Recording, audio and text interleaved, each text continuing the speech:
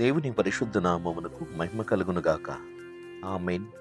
ఈ ఉదయకాల శుభములు మీకు తెలియజేయుచున్నది రెవరెండ్ కె శ్యాంబాబు. ఈ దినము కొరకు దేవుని వాక్యము. నా కుమారుడా, నా మాటలను మనస్సున ఉంచుకొనుము. నా ఆజ్ఞలను నీ యొద్ద దాచిపెట్టుకొనుము. నా ఆజ్ఞలను నీవు మనస్సున ఉంచుకొనిన ఎడల, నీ కనుపాప వలె నా ఉపదేశమును కాపాడిన ఎడల నీవు బ్రతుకుదు. సామెతల గ్రంథం 7వ అధ్యాయం మొదటి 2 వచనముల వాక్యం. ప్రభునందు ప్రియ దేవుని బిడ్డలారా, దేవుని యొక్క సన్నిధానమున మనం ఎల్లప్పుడూ సుఖక్షేమమును కలిగి జీవించాలన్నది దేవుని యొక్క చిత్తమైనది. అందునిమిత్తమే ఎన్నో సందర్భాలలో మన జీవన నేపథ్యమును సరిచేసుకున్నట్టు కొరకు దేవుడు తన వాక్యమును మనకు బయలుపరుస్తున్నాడు. వాక్యము ద్వారా మనలను మనము సంస్కరించుకుంటూ ఆ అడుగుజాడలలో నడవగలిగితే మన ఆయుష్కాలము ఆశీర్వాదకరముగా ముందుకు కొనసాగించబడుతున్నది. దేవుడు తన యొక్క వాక్యం చేత రాబోయే కాలములో జరగబోయే కీడులను ముందుగా గుర్తింపు చేయుట కొరకు మనకు బయలుపరుస్తున్న అనేకమైనటువంటి సంగతులున్నాయి. అయితే ఉపదేశముగా చెప్పగలిగినటువంటి కంటే అవి ఆజ్ఞాపూర్వకముగా హెచ్చరించి గద్దించినట్లుగా దేవుని వాక్యం ఉంటుంది. అయితే కొందరికి ఈ మాటలలో ఉన్న సత్యము అర్థం కాక దేవుని యొక్క అధికారమునకు లోబడక అనేక మంది తమ ఇష్టానుసారమైన జీవన విధానమును కొనసాగింపు చేస్తూ నాశనకరమైన పద్ధతులకు తమను తాము సిద్ధపరుచుకుంటున్నారు. అందువలననే అనేక మంది వారి జీవితాలు నిరుపయోగముగా మిగిలిపోతున్నాయి. ఈరోజు వాక్యము మన కొరకు సిద్ధపరిచినటువంటి ఉద్దేశములలో జ్ఞాని అయినటువంటి సొలొమోను ఈ మాటలు తన యొక్క జీవిత అనుభవం చేత మన కొరకు బయలుపరుస్తున్నాడు. వాటిని దేవుడు మన కొరకు ప్రసాదిస్తున్న ఆత్మీయమైన సూచికలుగా మనము పాటించాలి. దేవుని వాక్యానుసారంగా మనం జీవించగలిగినప్పుడు మనము పాపములోను శాపగ్రస్తమైన ఏ పరిస్థితుల్లోనూ మనము పడము. దైవికమైనటువంటి చిత్తమును కలిగి యథార్థమైన మనస్సుతో మనము జీవించుచున్నప్పుడు దేవుని యొక్క కృప మనకు తోడై ఉంటుంది. అందువలన ఆయుష్కాలము పెంపొందించబడుతున్నది, బ్రతుకు దినములు క్షేమముగాను కొనసాగించబడుతున్నాయి. అయితే దేవుని వాక్యమును నిర్లక్ష్యం చేసే వారి విషయములలో ఇది ఒక హెచ్చరిక. నా ఆజ్ఞలను నీవు మనస్సున ఉంచుకుని ఎడల, నీ కనుపాపు వలె నా ఉపదేశమును కాపాడిన ఎడల నీవు బ్రతుకుతావు అనేటువంటి మాట దేవుని వాక్యం నుంచి మనకు బయలుపరుస్తున్నది. మనము బ్రతకాలి అంటే దేవుని వాక్యమును అనుసరించి జీవించాలి.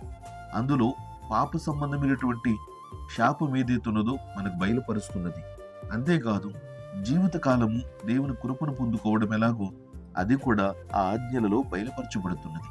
కనుక ప్రతి విషయమును దేవుని సన్నిధి నుంచి మనము తెలుసుకుని ఆధ్యాత్మికమైన విద్యను అభ్యాసముగా మనం చేయగలిగితే మన జీవితములు క్షేమముగా ఉంటాయి.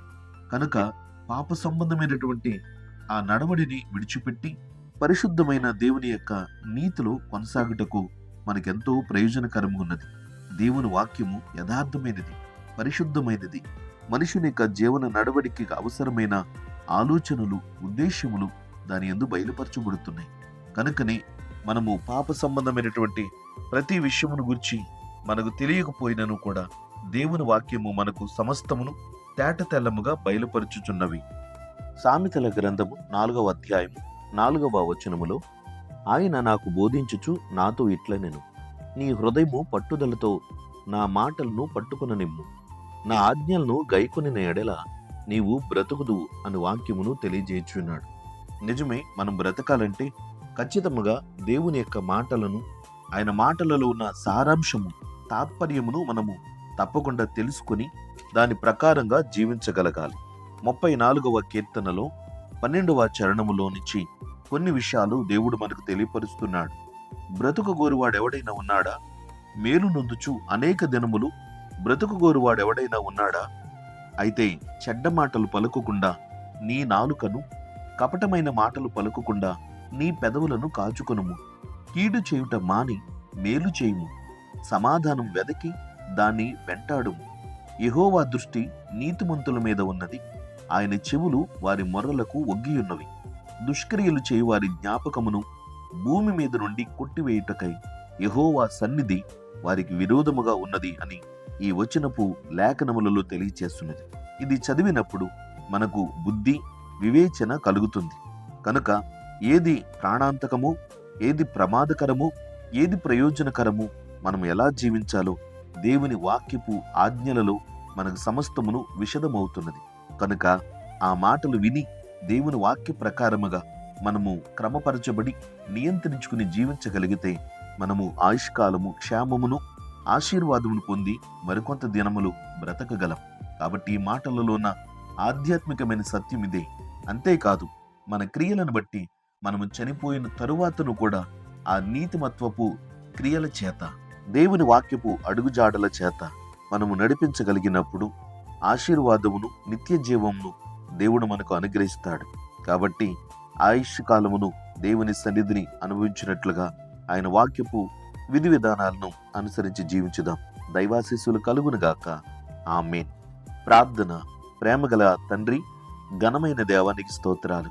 నీ వాక్యమును అనుదినము చదువుటను బట్టి మేము ఎలాగా జీవించవలనో అవి నేర్చుకునగలుగుతున్నాం. ఏది హానికరమో, ఏవి ప్రమాదకరమో, ఏది ప్రయోజనకరమో నాయన ఎరుగని పరిస్థితులలో లోక సంబంధమైనటువంటి విధి విధానాలను అనేక మంది అనుసరించుచున్నారు. కనుక నీ వాక్యమే సత్యము, ఆ వాక్యము మాకు నిత్య జీవమునిచ్చేదై ఉన్నది.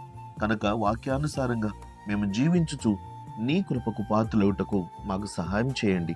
నీకు విరోధముగా మేమందరము చేసిన అపరాధములను, పాపములను, దోషములను క్షమించమని ప్రాధేయపడుతున్నాం. ప్రభువా, నీ కృపలో మమ్మల్ని ఎల్లప్పుడూ క్షమించుటకు జ్ఞాపకం చేసుకున్నామని వేడుకుంటున్నాం. ప్రభువా, నేటి దినముందు ఈ వాక్యమును ఆలకించి తమ బుద్ధిని, ప్రవర్తనను, బ్రతుకును సరిదిద్దుకొనాలని ఆశిస్తున్న ప్రతి బిడ్డలకు నీ కృప తోడుగా ఉంచండి. నాయన, భూమి మీద బ్రతకాలి, మరణానంతరము కూడా నిత్య జీవమైన పరలోక రాజ్యములో మేము జీవించాలని ఆసక్తి కలిగి ఉన్నాం. కనుక ప్రభువా, ప్రమాదమునకు, పాపమునకు నాయన దూరముగా ఉండి పరిశుద్ధతను, యథార్థతను కలిగి నీ అడుగుజాడలలో మేము నడుచుచు ఆత్మీయమైన ఆశీర్వాదములు పొందుకున్నట్టుకు మాకు ఎల్లప్పుడూ సహాయము చేయమని నేటి దినమంది ఈ వాక్యమును ఆలకిస్తున్న ప్రతి బిడ్డలను పేరు పేరున దీవించి ఆశీర్వదించుమని యేసుక్రీస్తు నామమున ప్రార్థన చేయుచున్నాము తండ్రి. ఆమేన్. తండ్రి, కుమారుడు, పరిశుద్ధాత్మయను త్రియేక దేవుని దీవెన ఇప్పుడు ఎల్లప్పుడు మీకు మనందరికీ తోడయుండునుగాక. ఆమేన్.